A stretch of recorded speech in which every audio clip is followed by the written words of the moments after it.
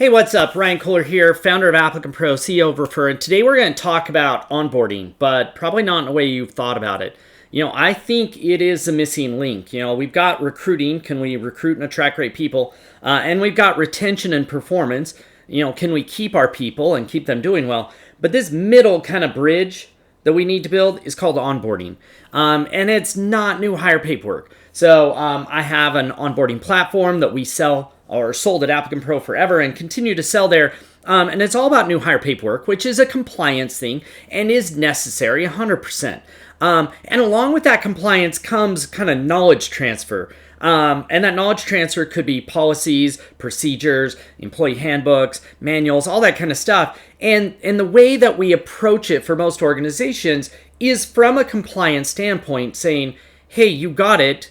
I need you to confirm that you got it by signing here, so that in the future, if you break it, I can come back and say, we gave it to you, right? It is very much a defensibility standpoint of, can we defend that we told these people this stuff? That, while it is important and you should do all that stuff, that does not actually result in knowledge transfer. It just doesn't. It's a terribly ineffective way. And the way to think about this would be a flood versus a stream. So I live here in St. George, Utah, kind of in the desert. About an hour and a half from here is the place I go skiing, which is and snowboarding, where all the snow falls and all the water is loaded up there in the winter, and then it comes down to us so that we can use it to water the ground, to drink, to all that kind of good stuff. Now, think about flood versus stream. When you flood, if you just let all that water come down at us all at one time, it will be impossible to retain it, and much of it will be lost, right? It will flow down. We won't be able to hold in the dam. We'll have to open that up, and basically all that fresh water will flow all the way down to California and out to the ocean, right? And so we have to be able to, thank goodness, Mother Nature warms up slowly in the spring, so that the water slowly comes down like a stream to fill up our reservoirs, to give us water to use, all that kind of cool stuff. Now, take that analogy right there and think about a new hire, right? We bring a brand new hire on board. They may or may not have any knowledge or experience of our industry. They may or may not have any knowledge or experience of our products or services. They may or may not have any knowledge or experience about us. In fact, that's the least likely. As far as our core values, our culture, the way we do business, all that kind of stuff. They are coming into a brand new environment in an extremely anxious time period in their life. They just left the known and are now coming into the unknown. And even if they hated where they used to work, this is still, while it may be supposedly going to be better, it's still completely unknown. Literally, I don't know where to park, and I don't know what to wear, and I don't know where to put food in the fridge, and I don't know what stuff in the fridge is for everybody and what stuff is just for me, and I don't know who that guy is, and I don't know what the boss is like, and I don't know what his personality is, and I don't know when he's joking. I don't understand all of this internal politics and situation and culture because I'm an outsider. And so as a new hire, I stand there and go, try not to get fired on your first day or first week, and try to keep up. And try to ask questions if I have a question, but not too many questions because I don't want to be annoying or a nuisance. And so if you will take a minute and just sit down, put yourself in the shoes of that new hire. Literally see the world through their eyes and ask yourself, how do they feel? What are their questions? What are their challenges? What is this like? Because for many of us, we maybe haven't had a new job in a long time, and we forget what that was like.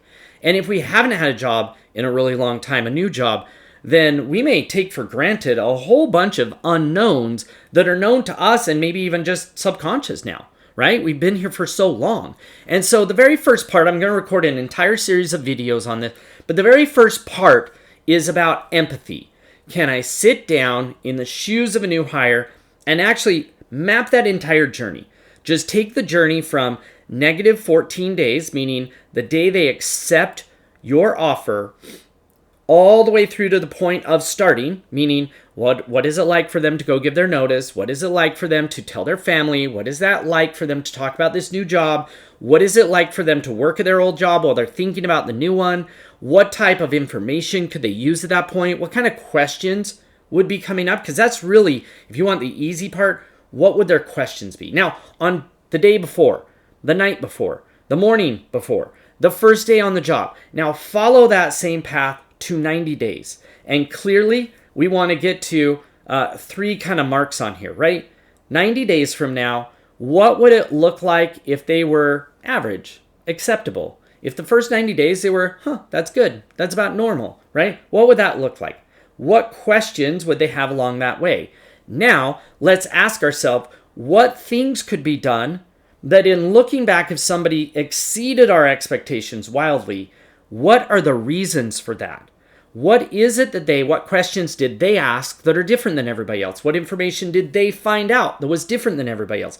What things did they know? What skills, what traits, what other knowledge did they have that other people didn't? Because there's clearly a reason why they're exceeding expectations. Now do the opposite. Look at somebody that at the end of 90 days massively underperformed. And once again, don't look to blame. Look to ask yourself, what didn't they know? What could have helped them to become average?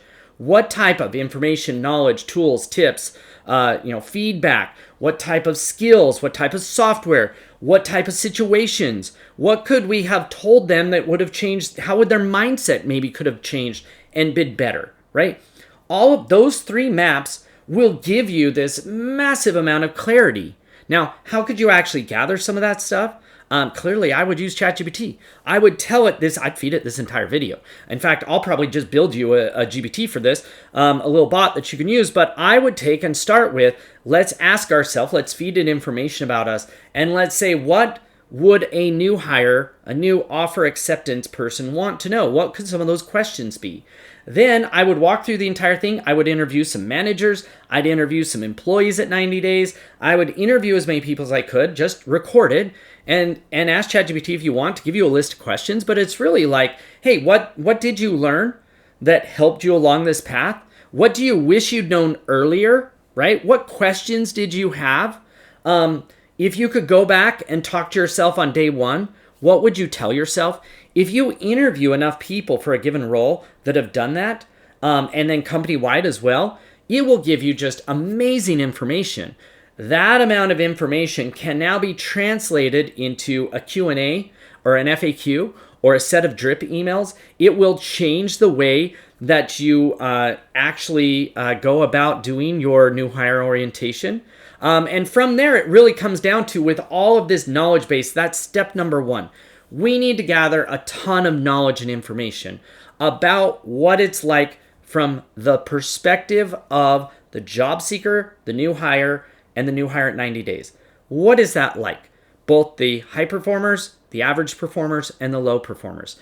While yes, you may want to ask the manager questions, focus as much as possible on the employee's response at 90 or even 6 months of what they wish they'd known, what questions they had that they didn't ask, because most likely your managers and the rest of the team have a huge blind spot because they haven't been a new hire in that specific role in a very, very long time. And so that's today's tip. I've got an entire set of content that's going to come after this. So make sure that you go subscribe to the channel. Watch out for any of my stuff that's on onboarding or new hire activation. I promise you it's going to be fire. Otherwise, leave me a comment. Tell me some of your stories, your thoughts on new hire activation, because I'd love to hear it. Otherwise, we'll talk to you again soon.